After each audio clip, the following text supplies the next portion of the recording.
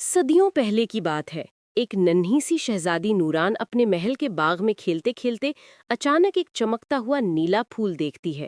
جیسے ہی وہ اسے چھونے کی کوشش کرتی ہے، پھول سے رنگین روشنی کا طوفان اٹھتا ہے اور شہزادی ایک جادوئی دنیا میں پہنچ جاتی ہے۔ وہ جگہ دنیا سے بالکل مختلف تھی۔ درختوں پر شیشے جیسے چمکتے پھول، زمرد کی طرح سبز گھاس اور ہوا میں خوشبو بکھیرتے تتلیوں کے جھنڈ۔ شہزادی نوران حیران سی آگے بڑھی تو اسے گلابوں کی پری ملی۔ پری نے بتایا، یہ فلاورا ورلڈ ہے، صرف وہی یہاں پہنچ سکتے ہیں جن کا دل روشن اور نیت پاک ہو، مگر ہمارے پھول مرجھانے لگے ہیں کیونکہ اندھیرے کا سایہ ہمارے سورج پھول کو چوری لے گیا ہے۔ شہزادی نے فوراً کہا، میں تمہاری مدد کروں گی۔ پری اسے چمکتی وادی میں لے گئی جہاں زمین نیلے جواہروں کی طرح ٹمٹما رہی تھی۔ وادی کے مرکز میں ایک اونچا کالا درخت کھڑا تھا جس کی جڑوں میں سورج پھول قید تھا۔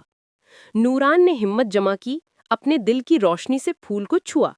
اچانک اس کے ہاتھوں سے سفید روشنی نکلی اور درخت کا جادو ختم ہو گیا۔ سورج پھول آزاد ہو کر آسمان میں جا پہنچا اور پوری دنیا دوبارہ روشنی سے بھر گئی۔ پریوں نے خوشی سے کہا، شہزادی، تم نے ہماری دنیا بچا لی، اب تم ہمیشہ فلاورا ورلڈ کی دوست رہو گی۔ روشنی کا ایک دائرہ بنا اور نوران دوبارہ اپنے محل میں جا گٹھی، لیکن اس کے ہاتھ میں ابھی بھی ایک چھوٹا سا چمکتا ہوا پھول تھا، ثبوت کہ سب کچھ خواب نہیں تھا۔